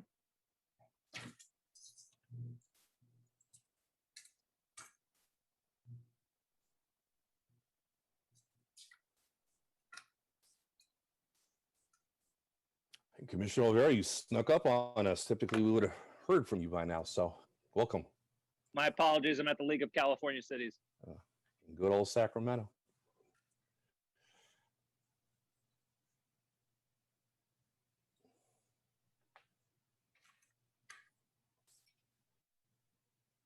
Confirming Commissioner Garcia has just joined the meeting. All right. Welcome back, Commissioner Garcia. We will now go to item 6, referrals from city council, boards, commissions, or other agencies. Do we have any? No, we don't. All right. We will now go good and welfare. Item 7A, report from city council. Staff, is there a report from city council? Yes, there is. On September 14, the City Council approved the Destination Home SB grant for supportive or extremely low income housing developments, the amount of $540,000. The City Council also approved conforming rezoning and special use permit for a property located at 2586 Seaboard Avenue. And lastly, the City Council approved special use permit and vesting tentative map for property located on the northwest corner of South Almaden Boulevard and Walls Way. And this will be the Boston Properties project. That's it. All right, perfect. Item 7B, subcommittee formation reports and outstanding business. Item 7C, commission calendar and study session schedule for 10/13/21. I think we just rescheduled that. So we'll have a new date for that coming up. Item C2, annual retreat potential dates, October 22nd or 29th. Robert, do you want to address that? Yes, and those dates were put there to ensure that we get a lot of responses from the other commissioners. So far, we have only 3 responses, or responses from 3 commissioners: Commissioner Young, Commissioner Torrance, and Commissioner Olivero. So we wanted to make sure that other commissioners can also respond. Chair, did you want me to go through the recommendations so far from the 3 commissioners? Yeah, that'd be great. Okay, Jennifer, can you share your screen, please?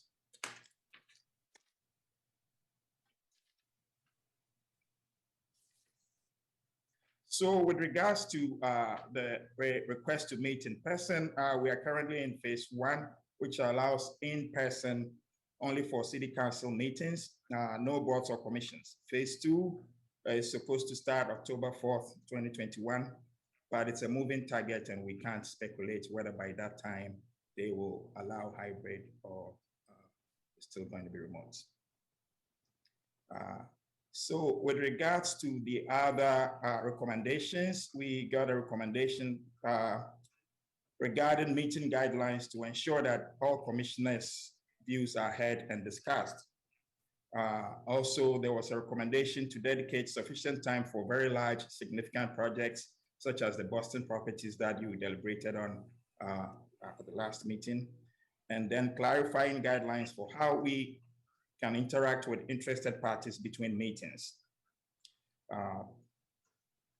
There was also a request for a brief presentation on Robert's Rules or Order 101 for the benefit of the commission. And then motions or actions by an appointed planning commission, which are not legal.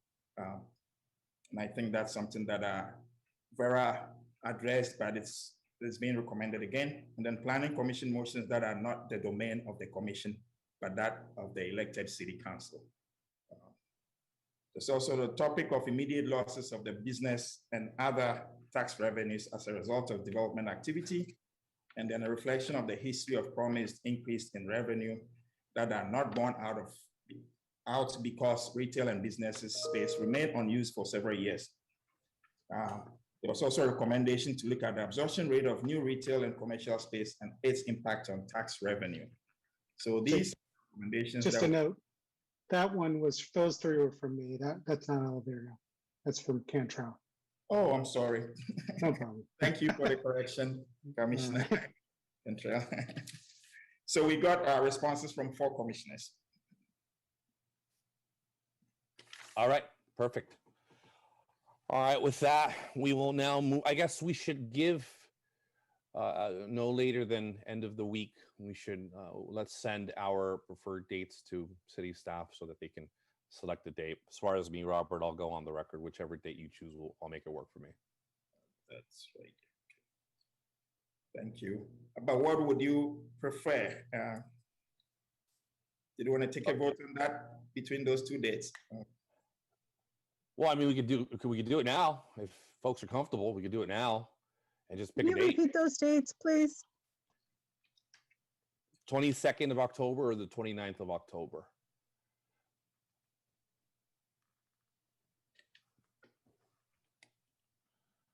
Trying to figure out what day of the week those follow. I believe they're both Fridays. It's a Friday. Yep. Yes.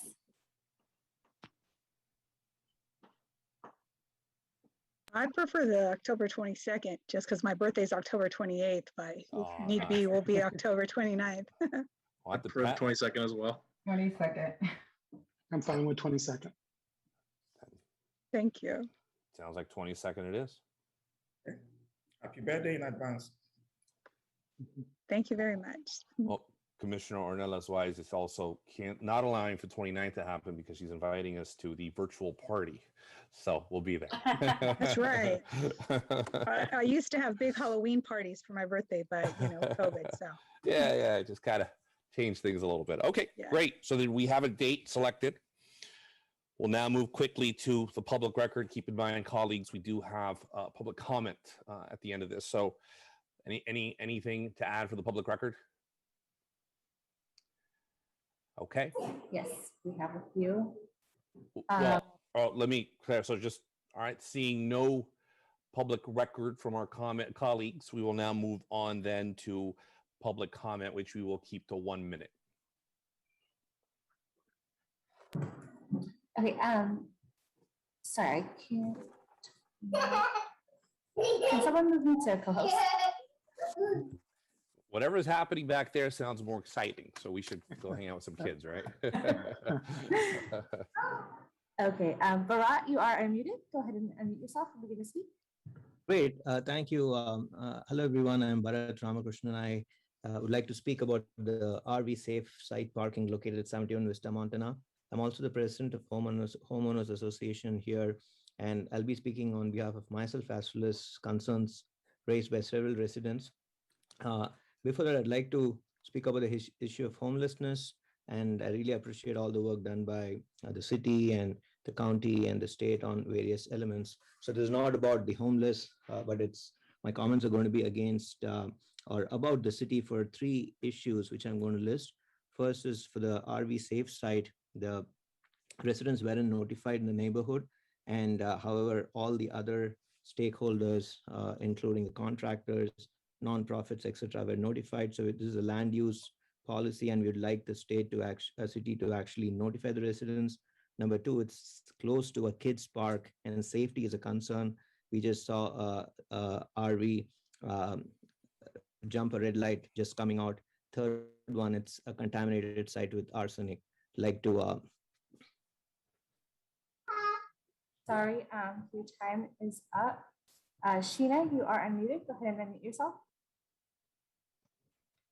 So this is also about the 71 Vista Montana site. This is next to a toddler playground, which I hope I don't need to convince anyone here that that's a bad idea. We're already seeing some of the types of problems that we feared. Our neighborhood 2 feet away was not notified, and the whole project was fast-tracked due to a false emergency. We need your help preventing this from happening again. These types of sites should not be allowed in a residential neighborhood within a 500 or 600 foot radius of child-sensitive sites, such as daycare, schools, libraries, and parks. It should be 200 feet away from residences. Should have the same notice and public hearing process as rezoning, because it has similar permanent impact on the neighborhood regardless of the duration of this program. We must have neighborhood engagement to define and measure success of this project, and periodically reevaluate the project and provide a clear path to shut it down if it's not working. Some criteria is safety, cleanliness, overflow, ambient crime, and it's also very expensive. Please help us keep our neighborhoods safe, find compassionate solutions for homeless people, help us ensure these decisions are made responsibly. Thank you. Alma, you are unmuted. Go ahead and unmute yourself. Thank you very much for your time. I'm also calling with or speaking regarding the 71 Vista Montana site. It was not communicated to the residents. We were only given 2 days notice prior to a Labor Day weekend. So it was really suspicious and unseemly the way that they communicated this to us. This is also right next to a children's park, and across the street kitty corner to a soccer field, basketball court where kids play, and now our community kids don't have or feel safe to play in this area or walk around. The fenced-in area is the city only cares about what's inside the fenced-in area, and it's creating a lot of security issues outside the fenced-in area. This area is already overpopulated, and the site is been deemed uninhabitable because it has high levels of arsenic. So I don't understand how it was deemed to be a site for the homeless. It seems quite cruel that the city decided to do this. Thank you. Thank you. Thomas, you are unmuted. Go ahead and unmute yourself, Thomas.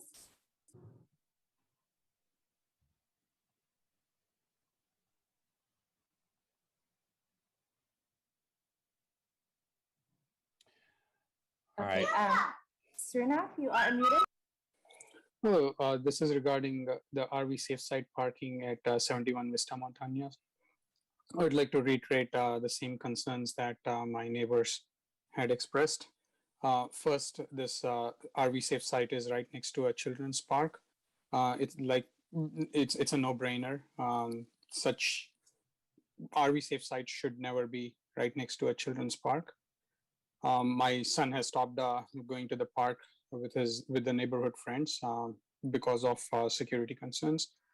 Second is the way the RV safe site was identified was lacked any transparency from the city. So I would like to request public hearings and neighborhood engagement during the decision-making process, as well as communicating with the residents when such a decision is made. Thank you.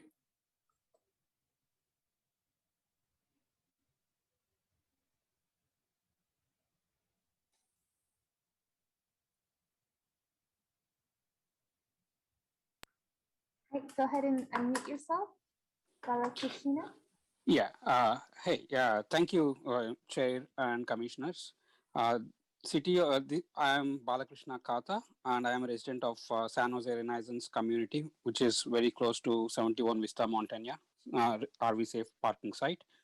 I have 3 kids, and I have my own concerns. First, I wanted to highlight the location of the RV parking site that we have right now. That is very close to the adjacent to the park, a children's play park. It's very close to the soccer field that kids play. It is very close to all the luxury apartments and to almost 3-4 neighborhoods within that area, and there are almost 3,500 residents living in that same area. And we were not informed anything without any prior notice. The city has made a hasty decision to put the site here. Okay, and they're calling this as an emergency, which is not at all an emergency because we did not have any prior.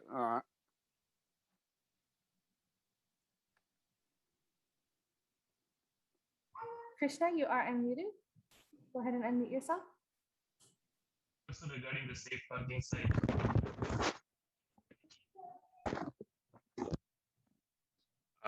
I'm bringing this to the attention of this commission because there seems to be a complete lack of planning regarding this. How was such an unsafe step be allowed to be taken without proper planning? I request this commission to take action to make sure that such unplanned surprises does not happen in the future. I have the following examples as a result of this bad planning. I think some of my co-residents here, but I'll just re-mention them. There's absolutely no notice, let alone discussions with the community around this site. The site is embedded in a dense neighborhood with around 5,000 people in close proximity. We have parking issues. The residents have various concerns ranging from safety to quality of life. The site has many dead trees ready to go on fire. The Planning Commission must enforce at least the notification requirements for such actions. Another example is city has chosen this site with no planning regarding how this site affects safety and quality of life in this neighborhood. I request the Planning Commission to create policy that guides the city or prevents the city from doing such rash, unplanned actions that affects neighborhoods. Okay, Murali, you are unmuted. Hi, thank you for the opportunity. Can you hear me? Yeah. Can you hear me? Yes. Yeah, okay, thank you. Thank you for the opportunity. I'm calling regarding the 71 Vista Montana. I'm also a neighbor for that. I don't want to repeat all the concerns my colleagues and my neighbors raised. So I have a couple of different points. One is, does this come under Planning Commission's purview and jurisdiction and the planning? So if not, I would request you to have a plan for such safe sites in the future and now current sites to have a proper location identified and, you know, as part of the plan and guidelines and all that to the city. Second is this site that they chose, 71 Vista Montana, I heard has arsenic from the disclosures when the site was sold to the city. And is it safe for the homeless people or the residents of the RVs to be stationed there? Now, how safe is that? And is that gonna hurt us back? You know, if they hurt and we'll be hurt later, you know, they could come back and sue us too. This is the only time I will respond to public comment. To answer that gentleman's question, this does not fall under the jurisdiction of the San Jose Planning Commission. This issue falls completely under the jurisdiction of the San Jose City Council. Next speaker, please. Okay, Steve, you are unmuted. Yeah, can you hear me? Yes. Yeah, I just want to clarify. I want to thank the commissioners that recognize the fact that on the Mark Towers, there was an issue with public comment. I cannot believe that Respectfully, this has to be specific to issues that were not on the agenda. This item was on the agenda. So my apologies for that. Next speaker, please. Thank you. Thomas, you are unmuted. Yeah, so I'm also with the 71 Vista Montana crusade, I guess. You guys, this is an example of what not to do as a planning commission. We were not informed of this. We had no information. In fact, I look at it like we were ambushed. All of a sudden, our RVs started moving in, and we're just like, here you go. You got a bunch of homeless people living feet away from a children's park, 2 children's parks, and it was horrific. And I applaud Commissioner Montañez for saying she wanted to get public comment on the other issue. And when these things come up, you guys have got to listen to what we're having to say. There's so many horrific, abhorrent, egregious things wrong with this park. There's homeless people in the park smoking pot and drinking open containers of beer. I've witnessed that myself. There we found a syringe. There's all kinds of stuff. It's bad for them too. There's generators running. There's no water supply. There's all kinds of horrible things. So I encourage you to listen to our what we have to say. Thank you. Thank you. Next speaker, please. Raja, you are unmuted. Yeah, hi. Yeah, this is regarding the 71 Vista Montana site. I'm a resident, and yeah, so this is a huge safety concern because there are daycares around and the parks around, which is sharing adjacent. What the park is adjacent to the site, and we are very concerned about the safety of our children. The city also had a bad record of differing crimes in this area. Car break-ins, thefts are all being like, it's a normal thing over here. So we do not believe the security promises were made are going to be taken care. So we already seen like the weeds lying around and all of those. So kids are not not safe over here. And why the city was not able to find any better place than this? Why put in a neighborhood place here and then making our lives miserable? Was it been thought through? Why has been always like we are the ones for suffer as to for the sake of 9 people? Didn't they find any other place? Those are the questions to be answered. Thank you. Next speaker. Hello, can you hear me? Carson? Okay, go ahead. Yes. Yes, we hear you. Thanks. So there are 2 things that, in addition to what my fellow neighborhood residents brought up, I wanted to mention these things. The reason this neighborhood is edgy because of the city's failure in providing a safe neighborhood and enforcing simple things like parking rules. It hasn't changed with the safe parking site. The lofty promises made with the site were announced are failing. I haven't seen security twice in the last 2 days. That shouldn't have happened. New residents that are not supposed to be there seem to be admitted, and there is trash in certain RVs. The conspicuous nature of the execution and lapse in enforcement doesn't improve our trust in the city and its intentions for hardworking taxpayers. Also, who is making the plan? Please visit these sites before you, the decision shouldn't be made on paper. They should be, whatever policies are being followed, they should be verified and checked, like having or not having parks in the neighborhood. I think that's how trust would be built, and such programs can be win-win for the residents and for the neighborhood as well. Thank you. And let me again just state, this is a matter that at no point came before the San Jose Planning Commission. We did not have jurisdiction over this topic. We do encourage you to share your concerns with the San Jose City Council. Next speaker, please. Okay, Mike, you are unmuted. Yes, commissioners, just briefly, in your retreat, I don't know that that was an item that was specifically discussed agenda-wise, but I'd like to suggest that an agenda item for the retreat would be a summary of mitigation measures when there is going to be a statement of overriding consideration on a project relative to a CEQA. I think this might forestall litigation and other issues on the back end of projects that just cause delay. Thank you. Bye. Thank you. How many more speakers do we have in the queue, Jennifer? That concludes our speakers. Perfect. And with that, colleagues, have a great night. This meeting is adjourned. Good night, everyone. Good night. Thank you.